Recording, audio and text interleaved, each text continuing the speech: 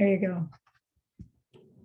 So let me just first welcome folks who are here, and also to say that today we're going to be talking about trauma and resilience, especially as it relates to using our spiritual traditions to help us cope with trauma and develop resilience. So Sue, I'm going to ask you to introduce yourself. So go right ahead. So it's wonderful to be here with all of you. My name is Sue Shady, and I'm a board certified Catholic chaplain, now retired, having worked in hospitals and hospice in the Rochester area primarily. And at present, I'm on the professional advisory board or committee for Crossroads of Caring, and really committed to seeing that take off in our community. And also I'm working as a chaplain at the Margaret Home, which is a wonderful ministry that's pretty new in East Rochester, providing housing and a program for homeless and pregnant women. Thanks, Sue. Mm-hmm. And I'm Mary Ann Brody, and I'm the executive director at Crossroads of Caring, and I'm also an ACPE Certified Educator. And I work with students. And Carl and Pam, thanks for being here. We like it when we see our students continuing in their education, so it's always great. And thanks for bringing Debbie along, however that happened. Maybe she came on her own. So I'm going to share a PowerPoint. So let me just go ahead and do that.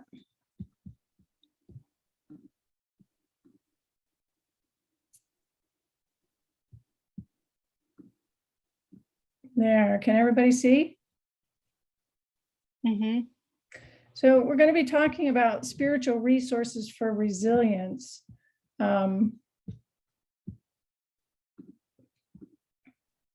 And we're going to do it kind of in this kind of a format. To talk about trauma very briefly, I'm assuming that you've all had some kind of education around trauma and trauma-informed care. Is that right? Just raise your hand. So trauma is not new to you, so I'm not going to spend a whole lot of time there. And to talk about the disaster cycle, which is really about community trauma. And Carl, when you were introducing yourself and you talked about you feel like everybody right now is traumatized, the pandemic in a way is like a disaster. It's a global disaster.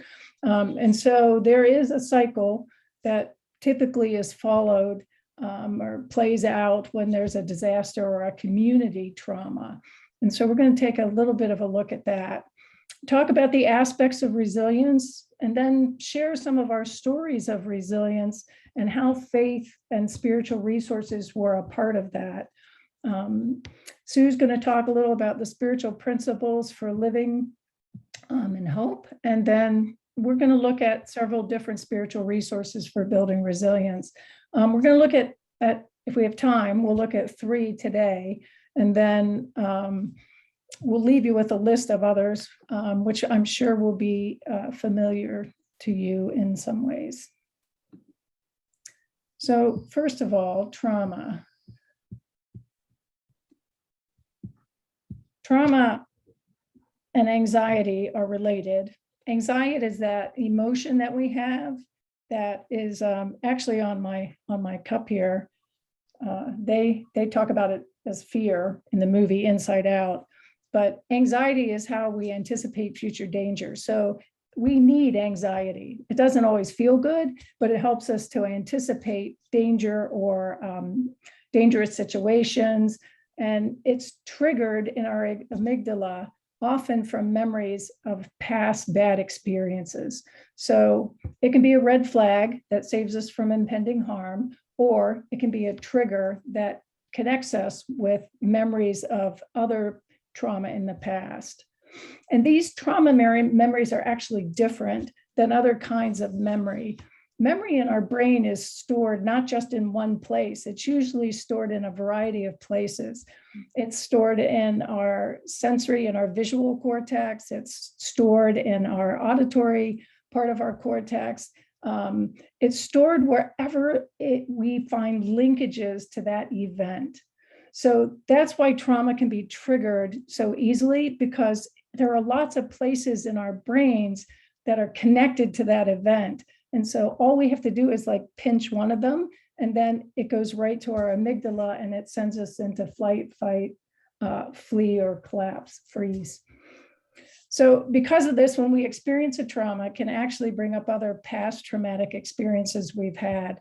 And what it tends to do is throw us into past habits, old scripts, old ways of dealing with things that it's very reactive. We don't usually get to think about it. It bypasses our prefrontal cortex and comes right out of our brainstem, right out of the amygdala. And you'll know that you're acting that way when you're kind of on an autopilot and you say, wow, why did I do that? Well, that was odd. What made me, or it's an exaggerated response. You know that you're not yourself. You're not in your right brain. You're not in the right part of your brain. You're actually in the part of your brain that's back here that says, this is not safe. This is dangerous. I need to act quickly to protect myself. It's a protective response.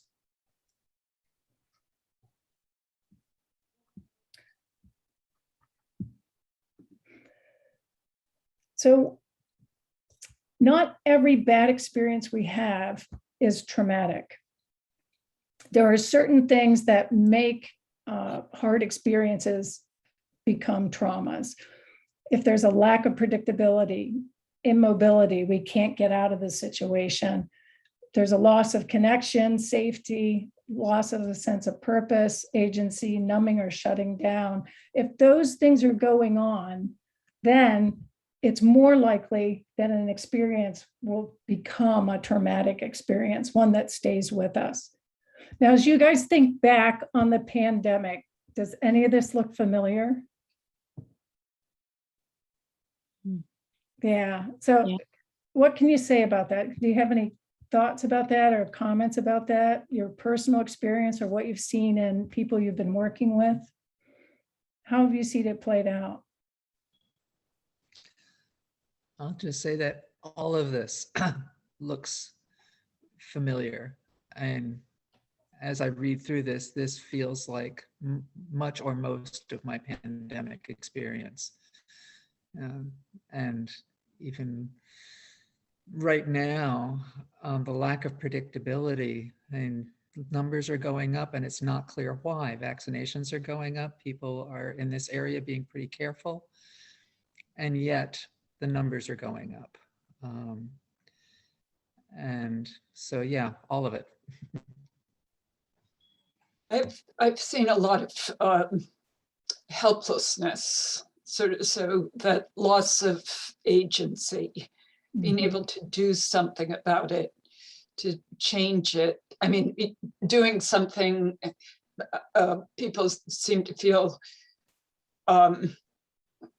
rightly so, that getting vaccinated or getting a booster shot gives them that sense of agency, and this is going to protect them. This is going to change how things happen now.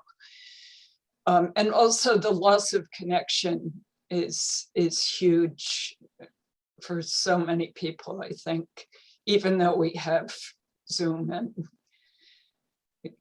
technological ways of connecting. Mm-hmm. So think about these things as we look at the next slide. This is a curve that shows the phases of a communal tragedy. So how does this work? This up here, this line up here at the top, this is kind of the pre-phase. And in that pre-phase, it can be a very short period of time or a big period of time. And as you think back about the pandemic, we had that pre-phase, right? Before we had the pandemic in the United States, what was happening like from January to March?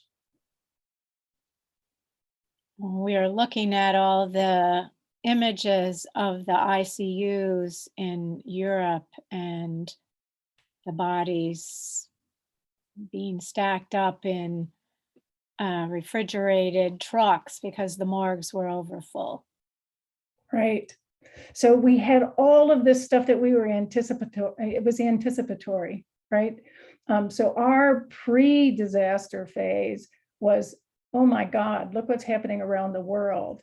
And people are saying it's going to come here. Mm. And so finally in March, here we are at the sudden impact. Things clamped down. All of a sudden, social distancing, masks became the norm.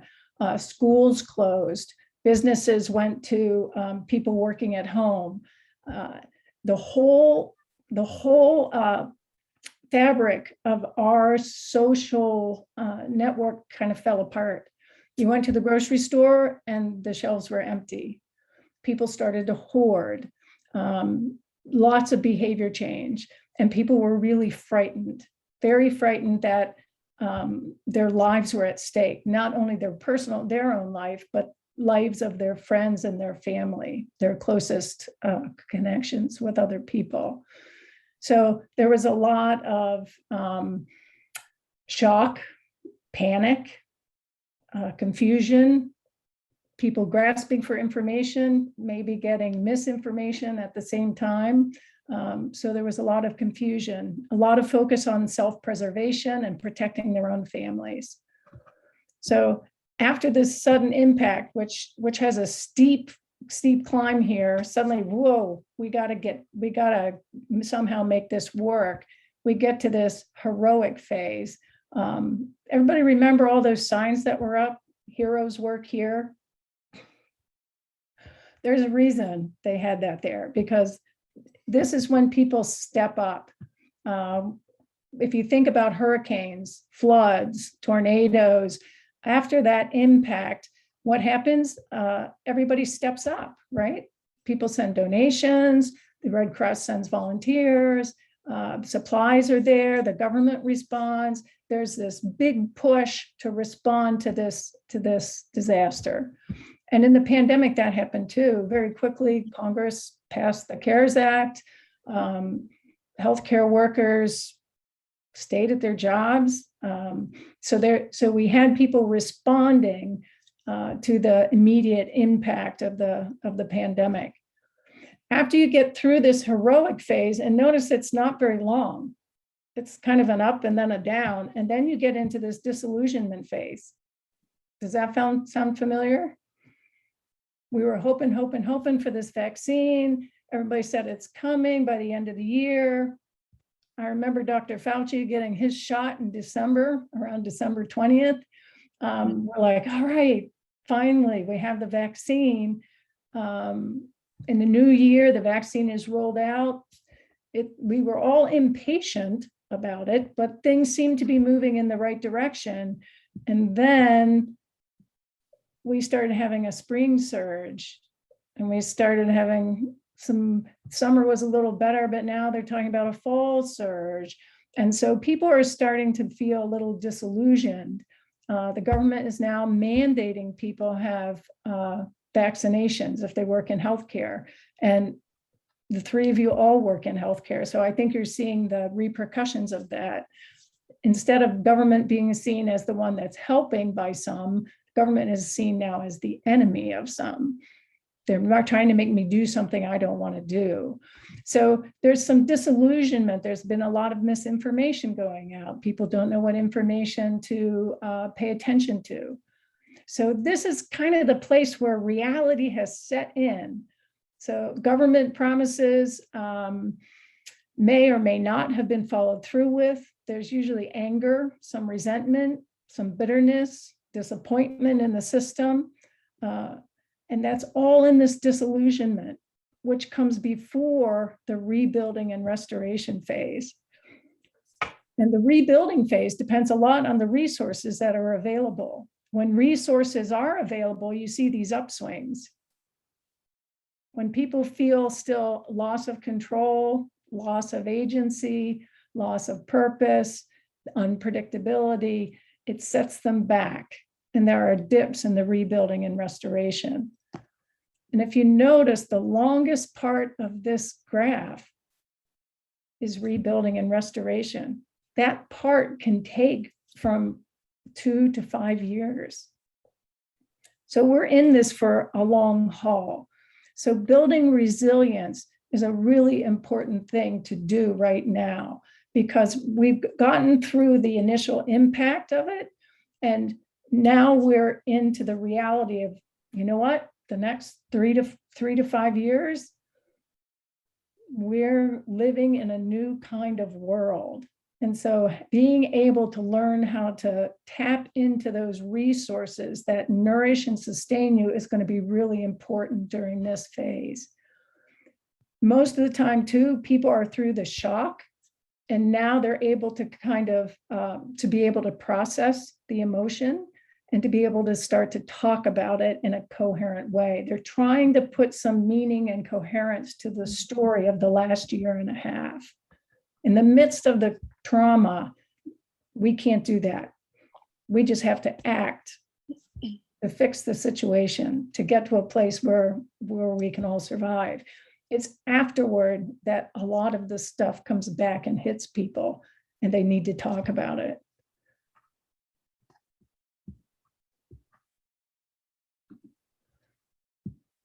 On a personal level, there's a stress continuum that we move from green to yellow to orange to red.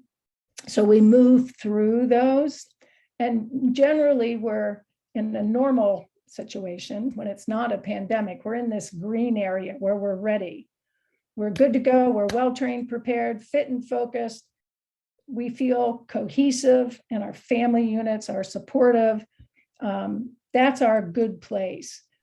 But, you know, everybody has a bad day now and then. Things happen. And so we might move into the yellow. There'd be some distress. We might be a little anxious or irritable or sad that day. Something happens that kind of throws us off kilter. But we have resources that allow us to move back into the green. Something happens at my work. I come home, I talk to my wife. That helps me regulate. I go back into the green space. So moving from green to yellow is kind of normal. That's what we do. But if we don't have the resources, or the resources that we've depended on in the past to help us when we get into the yellow don't work anymore, then we go to orange. Or if the stress just keeps piling on top, so we never can get back down to the green level, we move into the orange level.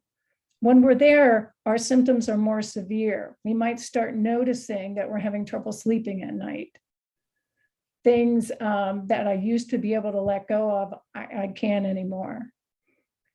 Everything is starting to feel up to here. I'm full. And so it causes a little bit of impairment. Our judgment won't be as good. We won't be as creative in finding responses. And it starts to leave a lasting memory. This isn't something I'm just going to forget about tomorrow. It's now, everything is before the pandemic and after the pandemic. It's a marker in my life. If you aren't addressing those things in the orange stage, it'll go to the red. And at that point, you have a stress injury, and that you don't heal on your own. You need some professional help to help you come through that and return to health. And the systems can persist for weeks. They can get worse. They may seem to get better for some time, but then you dip down again. And it just becomes more of a roller coaster kind of ride that you can't seem to get yourself off of. It's like being on the Ferris wheel. You just keep going around and around and around. So ideally, we want to be in the green going to the yellow, but always coming back to the green. But when we start going farther down the continuum, the kind of resources that we need and the help that we need increases. On studies that they've done in the military, what they discovered is that peers and colleagues who see us every day actually notice our changes in behavior more quickly than perhaps family members who we're not living with. And so peers and colleagues pay attention to one another, be attentive, notice how people are responding. Does it seem like they're responding in the way they normally would? And if they're not, then you can, in a kind way, check in with them. Hey, I'm noticing that you're really irritable today. How are things going? You look sad. You know, all the skills that we develop as spiritual caregivers that we use with our patients and clients and residents, we need to also use with each other to check in and then offer support. And if you think somebody has moved to the orange or the red, say, hey, you know what? We have an EAP program here. There are resources and people that can help you. Sometimes just suggesting that gives people the permission to seek it out for themselves. So think about this continuum as you are working with your peers and colleagues, and let that be a resource for you. How are we doing? Everybody okay? Mm-hmm. Okay. So there are several things that promote resilience. And these will sound very familiar because some of them will sound like trauma-informed care. Promote a sense of safety, give people control, promote calming and connectedness, help them to reestablish relationships with the important people in their lives and with each other. Promotes a sense of self and collective efficacy. There's something we can do about this. There's something I can do. It won't always be this way. Re-engage their creativity and promote hope. Now, for a lot of us, many of these are impacted by our spiritual beliefs and values. Divine protection, power of God, communion, hope, agency, and free will. Those are all theological terms. And so if we can engage people in these aspects of resilience, a lot of times it means connecting them with their faith, with their spiritual grounding.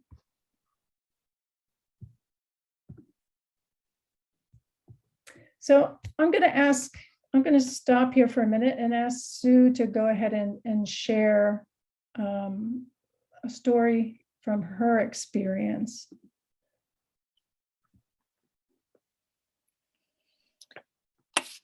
So, well, we were talking together and sharing some of our experiences of trauma and resilience.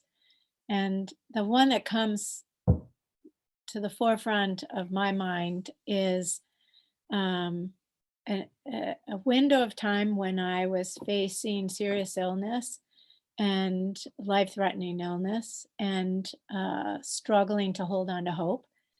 And it was in the year 2000, I was diagnosed with early breast cancer. And at the time I was working as a chaplain at Monroe Community Hospital. And with so many people that had serious physical and mental illness. And I felt initially, well, I can deal with this. This is treatable. It's something that, I can cope. And as it turned out, that wasn't the case. It turned out that it was very aggressive cancer. I needed chemotherapy that was the heavy duty kind where you lost your hair and for a girl who didn't like to take aspirin, it was a huge stretch.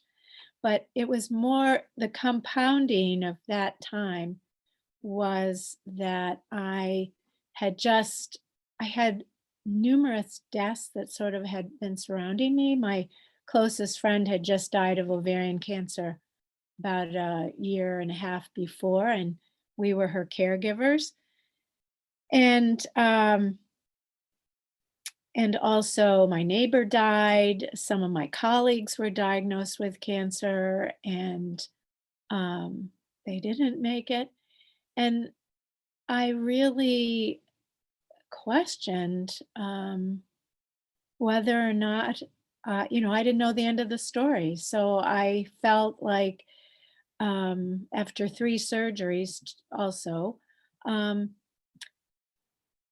I didn't know if I was gonna live or not live. And the whole thing was just very traumatic for those reasons. And also working as a chaplain at the same time, I found that while it helped me in many ways to have that wonderful interaction with people, I found that I didn't have the usual boundaries that you would have. Like I felt in working with the suffering and the dying, I felt their pain or their distress in ways that I had not before. So, what helped me cope? For sure, it was family, friends, colleagues, my faith community. I had colleagues at work, women, a couple of women doctors who like took one look at me one day when I had come back too early after my treatments, and they're like, "Sue, what are you doing here? We're going to be okay. You need to go home." And those kindnesses, somebody dropping off a loaf of bread when I really needed it, they just meant so much. And sometimes those words of scripture were like in neon that just hit me at the depth of my being. But it didn't mean that I didn't have huge doubts. And I found that there were a lot of existential fear that hit me that I had never had to deal with before. And I did find the sacraments, sacrament of the sick, just was such a gift to my body, which felt so beat up, and really helped me to cope, as well as the wise words of, some of the spiritual mentors for me. And the last thing that really helped was the prayer of the community. Like I really couldn't pray for myself, but I found that the prayers of other people and my doubts about, really is prayer going to make a difference here? Even though I knew that it had in my previous life experience, I just found these little miracles happened that showed me that God was really walking with me. And sometimes it came through people, but sometimes it was that feeling of peace that I just felt like I knew people were praying for me, and I could and I had these experiences that gave me hope. Um, what I felt were like little miracles during the treatments. So, that's one of my, still to this day, important experiences that built resilience ultimately.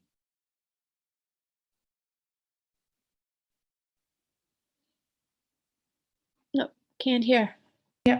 I'm guessing that some of you have had experiences like that too, where you used your own spiritual resources to help you get through a difficult time. Is that true? Would anybody want to share your own experience?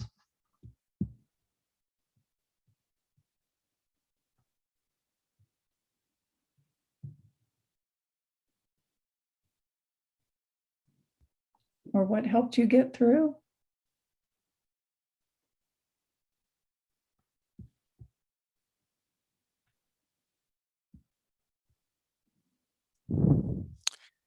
Boy, there's so many things.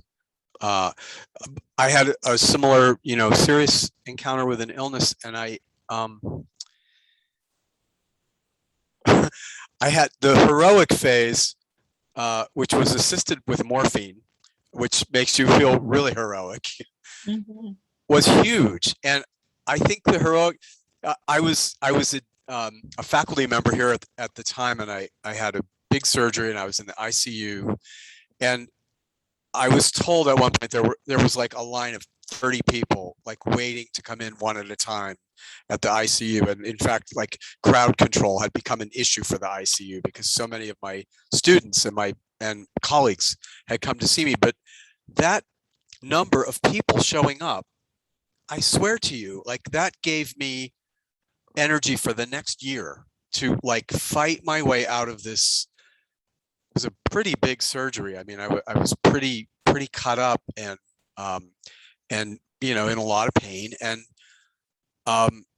the first few days of people showing up in numbers, I mean, to let me know that I was cared about, even though it didn't continue, visitors continue. I was in the hospital for about a month, and there was a trickle of visitors.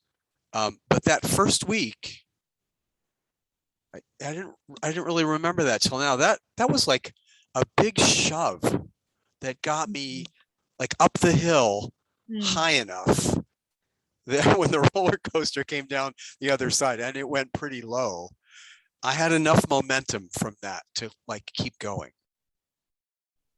And morphine helps. Well, that's a great image, right?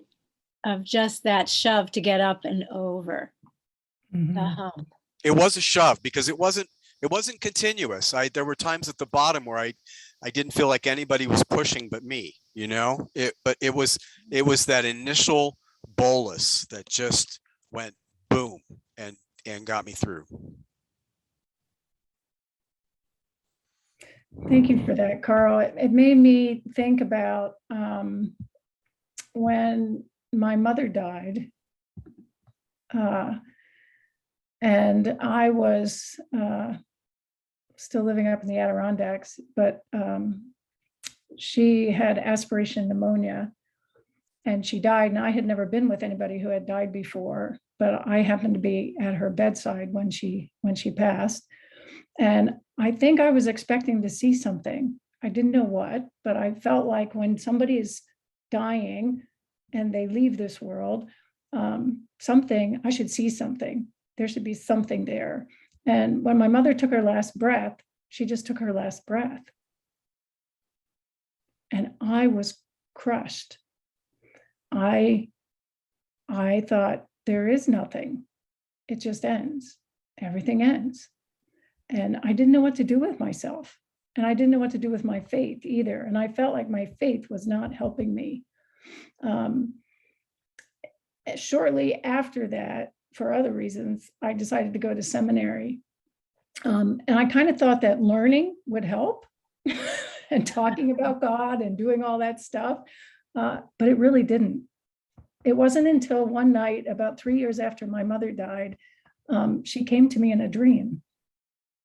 And in the dream, she was living in a little cafe in some Midwestern town. She had been paralyzed on one side because of a brain aneurysm for the last 9 years of her life. And she wasn't paralyzed anymore, but she still had a limp. And she had not been able to talk those last 9 years either, but now she could talk. And I remember saying, "Oh, I found you, Mom. You can come back now." And she said, no, I live here at the diner. And I talked to the owners of the diner and they said, yeah, your mom's okay. We're taking care of her and she's living here. She'll be fine. And when I woke up, it was like I knew in a way that I don't think I could have known in any other way that it was okay. That whatever comes next, I don't know where I'm going to be, but it'll be okay. And that was enough. So I think that the divine, the sacred, comes to us in a variety of different ways, whether it's through people or through people showing up at the hospital when you don't expect them, friends telling you to go home, you don't need to work today, or in dreams or visions or signs. But we have to be open to that. Otherwise, we miss it. Mm-hmm. So our traditions, I'm going to go back to sharing my screen here.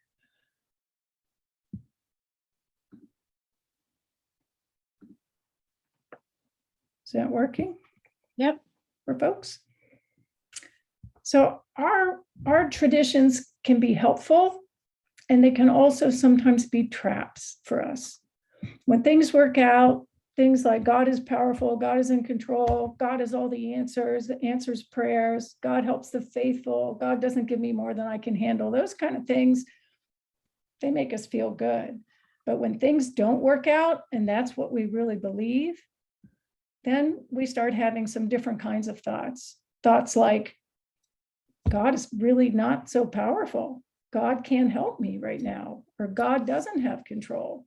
Oh my heavens, God isn't listening to me. My faith isn't strong enough. So there's something wrong with me.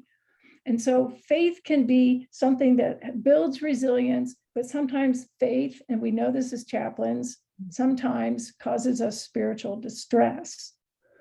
So just be aware of that faith is meant to build us up, but sometimes we get stuck. And if we get stuck in these traps, and usually it happens because something brings us up short, something doesn't work out the way we planned or the way we think God would act. God's not acting as we would like God to act, or whatever higher power, something other than yourself, transcendence. It's not working out the way you think it should, or it has in the past. And that's when we really need to dig into some of the spiritual resources that are so much a part of our traditions.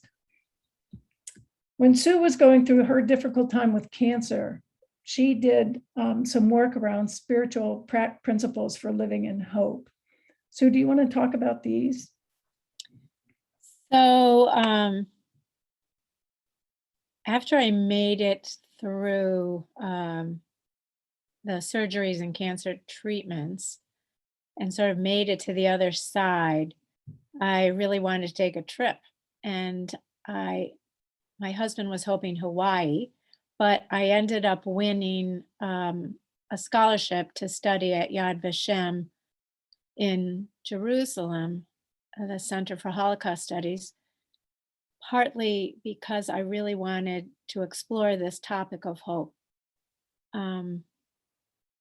Because I definitely found that it was hard to hold on to hope during that time. And I wanted to talk to Holocaust survivors and ask them, how did they hold on to hope? So what I found is that what I learned through my experience of illness was similar to what I heard from the Holocaust survivors that I met and spoke with.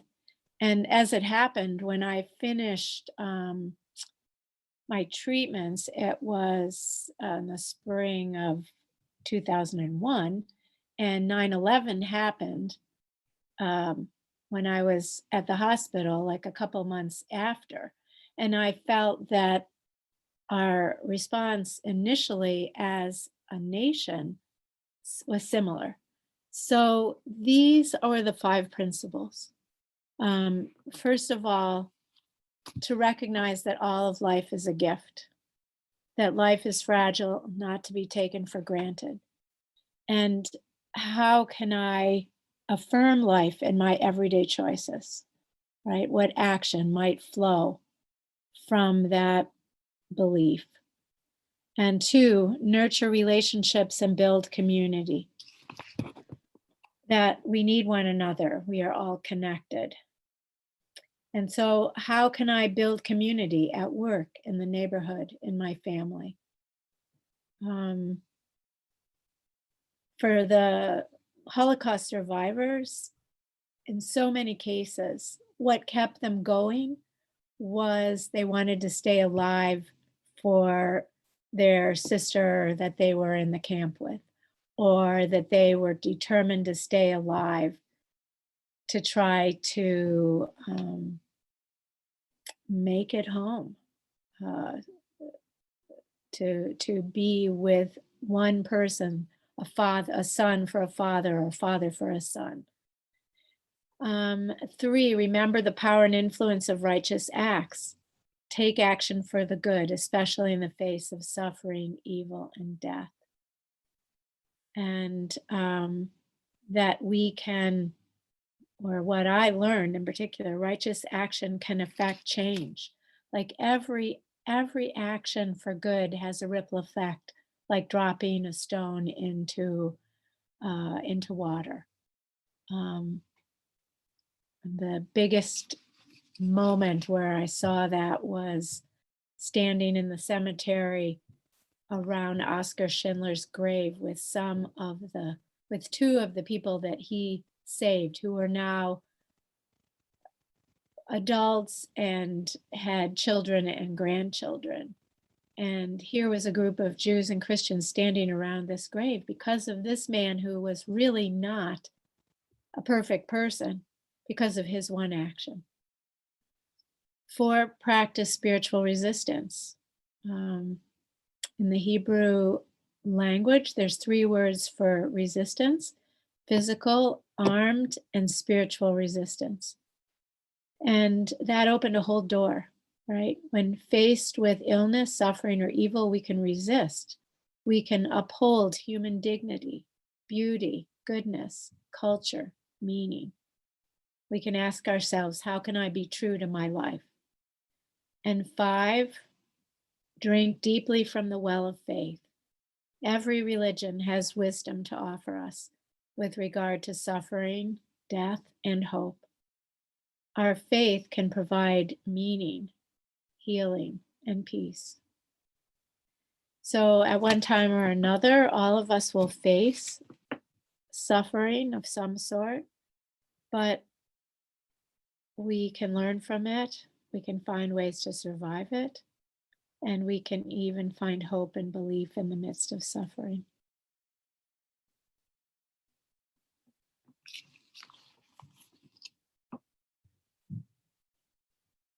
Oops.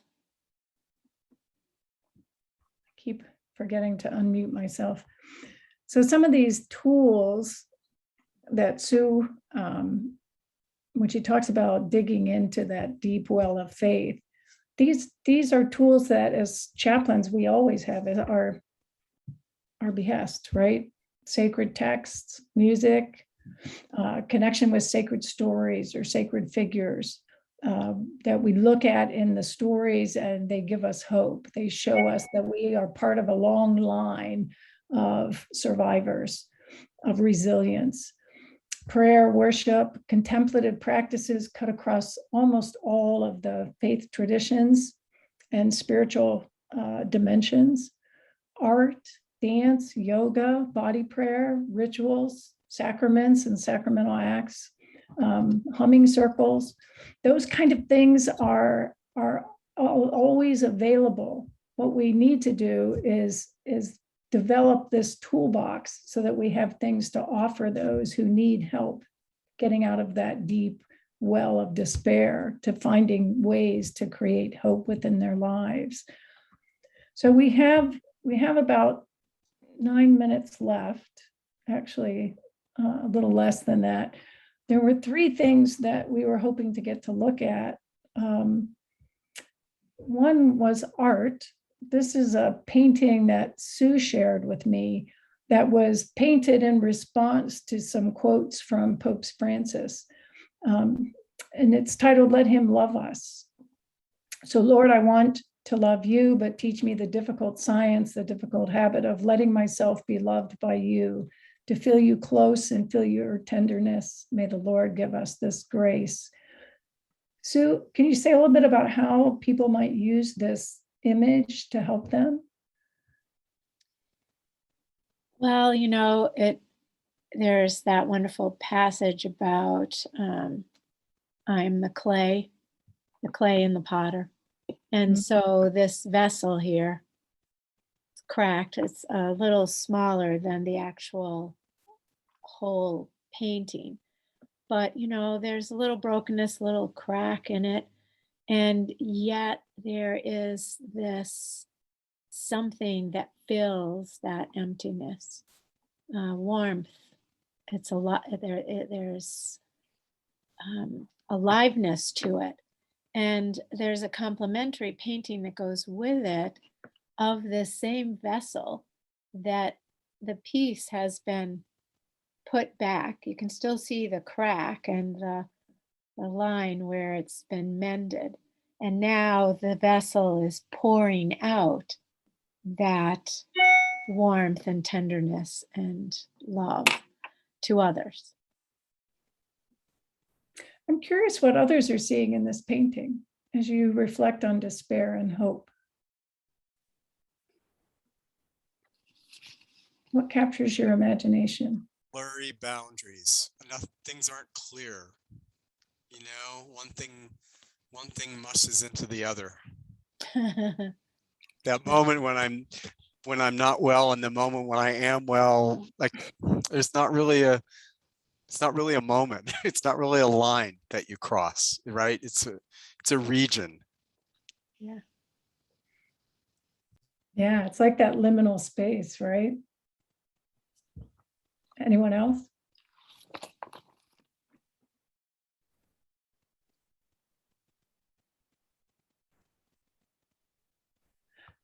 I was noticing that even like if hope is up toward the upper part of the picture, it's still red, which to me is kind of fiery and hot, and despair was the dark and cool. I hadn't thought about hope that way, as fiery and hot. The fact that there's movement, or at least for me, it feels like there's this smoke or something is rising out of that pot. That to me is hopeful. It's not a frozen static image. There's something alive in it.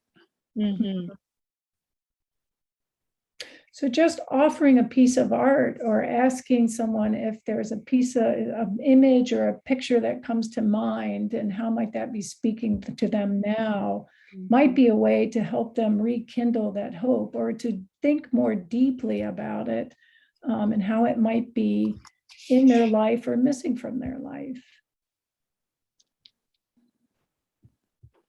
Somebody, or I remember way back in my chaplaincy training,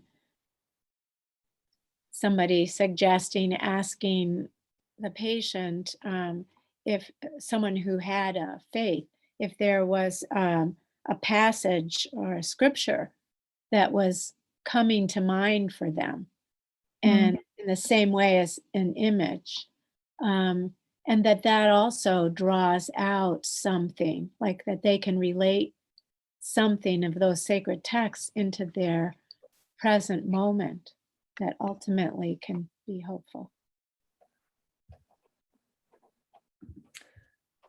This is a quote from the Hindu tradition. It says, "Look at the flame of a lamp. It always burns upwards. Suppose you were to tilt a lamp a bit, the flame would still burn upwards. We should take a message from the flame."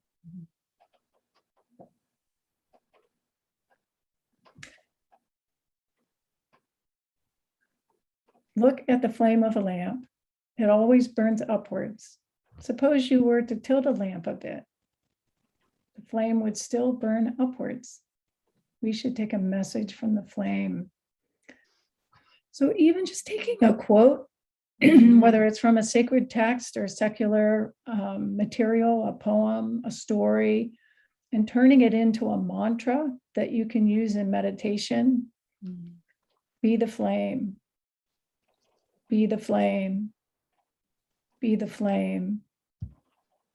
I am the flame. I am the flame. I am the flame. And if you can carry that with you throughout the day, those little reminders of the quote can help you build resilience and hope. And a quote can come from any tradition or any piece of material. One last thing is a musical, well, I don't know what that is, but a nagun is a wordless melody, or simple or complex, slow and meditative, or fast and jubilant, sung over and over again.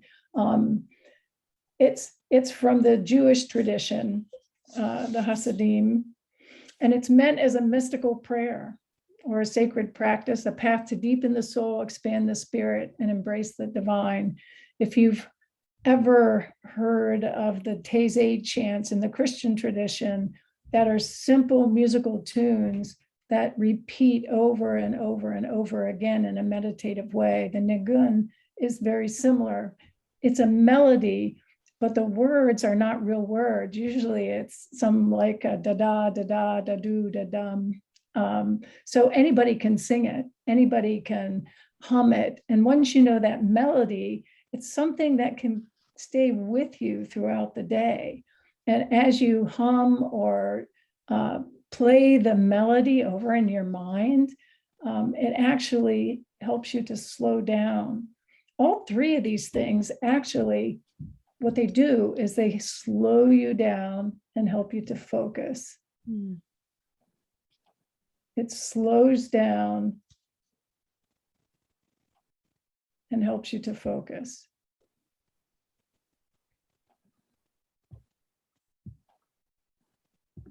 So we're about at the end of our time. Is there anything that anyone would like to share? In the spiritual resources, the one thing that I seemed to be missing was being out in the natural world. Oh, yes. Right. You know, that has been the most healing place for me to be throughout the pandemic. And I have, vivid memories of going with my son and grandson on long hikes into places I had never gone before, and just reveling in the beauty of nature. And it doesn't have to be a long hike. It could be sitting in a courtyard. Yeah, thank you for saying that, Debbie. True. Just noticing the birds. Didn't you Absolutely find, like, when you were home and secluded and isolated, boy, did I notice those birds and all that they were doing. Yeah.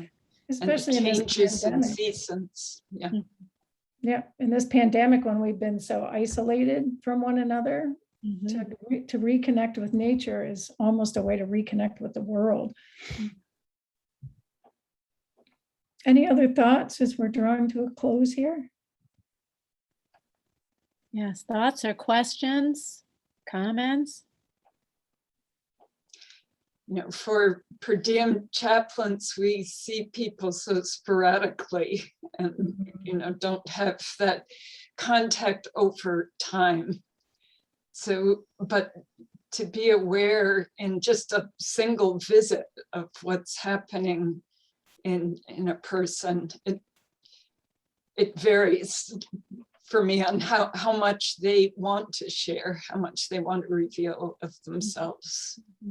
But knowing what question to ask or what might help them feel secure in sharing something seems important. I think the most important thing too is your presence.